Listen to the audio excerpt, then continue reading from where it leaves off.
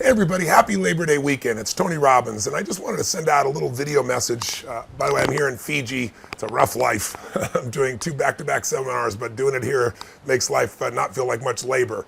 But I got here because I had the privilege of stumbling upon a fundamental principle in my youth, and that principle was taught to me by my original teacher, and his name was Jim Rohn.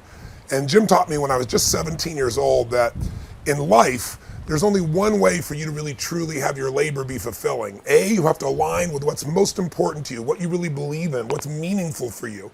That if you settle for something less than that, while you might have to do it because you have to pay your bills, you can't ever give up pursuing what's going to make you feel most alive. Because ultimately, I really believe that probably the most sacred thing in our lives that we can give another human being besides our love is our labor. You think about it, your labor is your energy, it's your time, it's your emotion, it's your intellect, it's your spirit to some extent. And if you can find a way where what you do for a living activates that sense of what you're made for, then work is not work, whether you be in Fiji or whether you be in an environment that might seem less exciting and promising in the moment. And trust me, I worked in plenty of those too. But with the same level of excitement and passion, because I found what turns me on, that makes me feel alive, makes me feel like I'm doing something that's worthwhile. And on Labor Day, I think a lot of people, it's just a holiday to get away and take time off of labor. And my hope is to trigger you to think about how could you turn your labor into your love? I think it was Mark Twain who said, when your vocation becomes your vacation, that's when life becomes truly magnificent. And I'm privileged enough to have that, but I pursued it. And one of the secrets that I found, and I know you know this in your soul, is that we all know if you're going to be masterful at something, you don't show up as the best in the world at something. You don't show up in environments that you want to be in. You get there because you did things for thousands and thousands of hours. Most of you know the concept of mastery taking 10,000 hours. It's an arbitrary number, but I'm sure you've heard about it. You want to get really good at something, it's 10,000 hours, because when you do something enough, with enough intensity, enough intention to constantly get better, when your labor is your love, and where your labor is something you have to always get better at, then usually what happens is you get these insights that allow you to serve more. But I also think that labor, we're talking about this weekend, what makes people fulfilled by their labor is their motives for it. If your motive is just to make money or just to pay your bills or just to get rich or whatever you think that's going to be, those people never really are fulfilled even if they make the money. The most fulfilled human beings in my experience, and I've had the privilege of working with literally 4 million people from 125 countries now around the world, the people that are most alive, regardless of the economics, are people that have found something that they really feel the motive is more than just themselves. We all know what it feels like when you're trying to do for something for someone you love and you're not doing it as a trade, you're not trying to get something back, you're just doing it because it's what you're made for. And I always tell people motive does matter.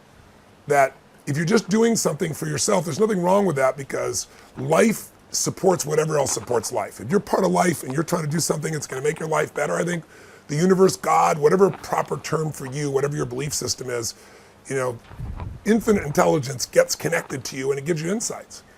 But I think if you're trying to serve more than yourself, more life than just you, when things support more of life shows up to support you.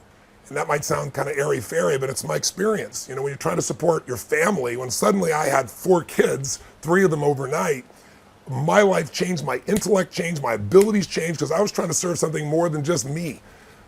When I started really focusing on how to serve a community and then a country and then humanity, as corny as it may sound, you get insights you won't get when you're just trying to somehow, make your labor happen or get the job done. So labor could be love, and it isn't for most people.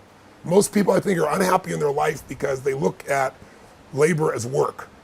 They look at it as, why should I have to effort so much? And in my experience, effort is the reward. If you are doing something you love, it's there. So if you don't have it, you might say, Tony, that's all wonderful. You're in Fiji and you do what you love and I don't have that. Thanks so much for giving me the lecture. I'm not coming from that place. I'm coming from the place of saying you can discover something that you're really passionate about, but in order to do it, you got to get out of the story of what you can't do and you got to put yourself on the line. I mean, so many people right now, this Labor Day, are out of work. And when you don't have the privilege to be able to work, you start realizing that work really is a privilege. And most of us know that 2/3 of the planet's living on $2 a day. So no matter how difficult our life may be, most of us, our worst challenge is somebody else's greatest dream. And I think it starts with the gratitude for what we already have. It starts with understanding that what's wrong is always available, but so is what's right. And if you and I can figure out what's right with what we do, if we can start where we are and enjoy that labor, everything changes. I'll give you a silly example, kind of a funny story. I had some partners in business when I was just, I think I was 18 years old, 19 years old. And one of them, they're both good friends of mine still, but one of them kind of called out to me, and they're Harvey and Marilyn Diamond. If you ever read the books Fit for Life, they were my partners before that book was written, and I kind of helped them build that business up initially. And it was a health business, and I believed in it, I was passionate about it. And Harvey and Marilyn got involved with a particular guru that they really believed in India. And gradually they started to decide that what they were going to do is they were going to do this chant in the seminars we're doing, which were seminars on how to become in a peak state of fitness and health. And we're doing them for successful business people those days in Beverly Hills and West Los Angeles and a couple other areas. And I was concerned that they were now going off to India to have these spiritual experiences, and they were going to come back and they were going to try and convert people to some form of spirituality. Whether it was right or wrong didn't matter, just it wasn't what we were in business for.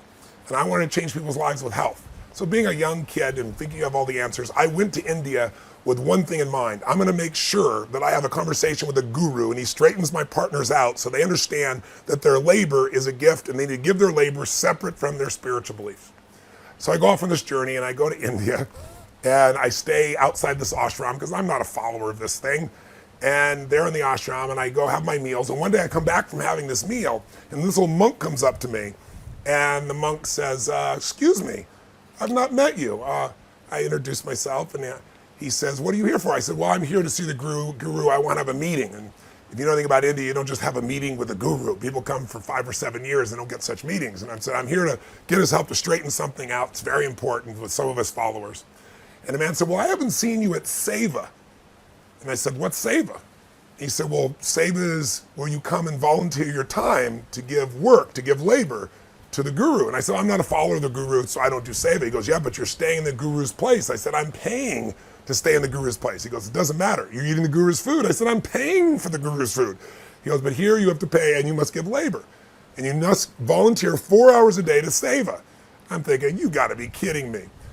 But after he left, he said, you should report to this place for your assignment. I'm thinking, there's no way I'm going to do this. But then I started to feel guilty. I see all these people, doctors and lawyers and moms and kids, and they're all working. And so finally I report for Seva. Thinking, all right, I'll get this out of the way. And so I show up for the Seva, I'll never forget, right, for my labor, remember? And the guy looks at me and goes, oh, big man, furniture mover. And I go, oh, no, I got a bad back, which was true, but I was exaggerating how bad it was at that moment just because I didn't want to do a bunch of heavy labor. And when I was growing up, I grew up very poor, and I'm the oldest of 3, and I had to do all the shopping, all the grocery shopping on my bicycle, come home, make the meal, and I was happy with all that. But then, right when you wanted to be done with your work and go watch sports or do something great, I had to wash the dishes. So I swore someday I will never do the labor of washing dishes. I will afford a dishwasher. I will find some way to not have to do dishes. I tell you this as a background because when I told him I couldn't be a furniture mover, he looks down and goes, oh, only one other job left, dishwashing. Now, dishwashing in India is a different labor than you might picture in your kitchen. And you're in this ashram and I report and there's these milk solids and yogurts on the floor and you're standing in your bare feet and you're taking these filthy dishes coming across, and it's 4 hours a day for 6 or 7 days. I'm telling you, I was so angry, I was mad at myself that I was there, and I was washing these dishes and upset, and plus I was a vegan, and I didn't like the fact there was milk on the floor. I was judgmental about everything. In the middle of all this stuff, after about an hour of being angry, I got tired of being angry, and some part of me kicked in and goes, damn, whatever you do, you're the best at it. Why don't you be the best damn dishwasher? So I started washing these dishes with a frenzy. I'm like, come on, guys, speed this thing up. And something magical happened. The thing that I thought was most disgusting and filled with labor and work became play. And I started to laugh at myself. And I thought, what an ego jerk you are to think that you're below washing some dishes. And then I got beyond my ego and jerk into, why not just enjoy whatever you do, and then when you do, all of a sudden it's not work anymore. And that was my great spiritual breakthrough. I eventually did meet with this guru and try to straighten him out, but he didn't think very much of an 18-year-old kid straighten him out. He laughed quite a bit. He did talk to my partners and said, I think you guys should just keep teaching what you're teaching, and Fit for Life went on to be one of the most successful books in history. But I can't claim credit for that. I was a part of that little piece. But I will tell you that if you can Get over if you can get yourself to love to do the stuff you hate to do, then there's no limit to the success you can have in your life. If you can take the things that you're afraid you'd have to do to succeed in your business or to succeed in your life or to succeed in your relationship, there are things everybody doesn't want to do. And the more focused you are on how you're not going to do that, the more life seems to bring those things up for you and makes them barriers. So maybe on Labor Day, maybe it's time to take something that you can't stand doing and say, I'm going to do this for 2 hours. I'm going to find a way to love the hell out of it. And if you did, you might find a little breakthrough. You might find that if you're in the moment with anything and you tap into your ability to enjoy anything in life and you just focus on what you can give instead of what you can get, in that state of giving, work disappears. And doesn't matter if you're by the ocean or in the desert. It doesn't matter with whether people even thank you or not, honestly, as much as we all enjoy people's gratitude. When you've done something really well and you know it, doesn't matter what anybody else says. You know who you are. You know what you've become. You know what you've given. And in the end, even the people that seem to be selfish inside, we all are yearning for something more in ourselves. We're yearning to feel like our life matters. And I see people all the time, it makes me choke up, who are just working their tail off and they're just so focused on the work that they've forgotten that it's a gift they can give. Sometimes that gift is just their joy. Sometimes that gift is your attention. Sometimes that gift is a level of effort that's extraordinary. And I think one of the reasons I've been able to reach so many people is when people come to my events, if you can imagine, most people won't sit for a 3-hour movie that somebody has, spent $300 million on. And I take people for a weekend for 50 hours. I've got, Oprah Winfrey there, who says I won't sit for 2 hours and ends up loving it and becoming a dear friend. And I've got a soccer mom from Germany on a headset translated for 50 hours. And they all come out of that going, the most incredible experience of my life. It's because when I'm up there, it isn't labor, it's serving. If you can tap into that service, gosh, then I get choked up when I talk about it. It's what life's made for. Life's not about me, life's about we. You know that. Maybe on Labor Day, it's a good time to remember that labor is service and service is life. And then when we serve something more than ourselves, we feel more alive. So that's my 2-second rant.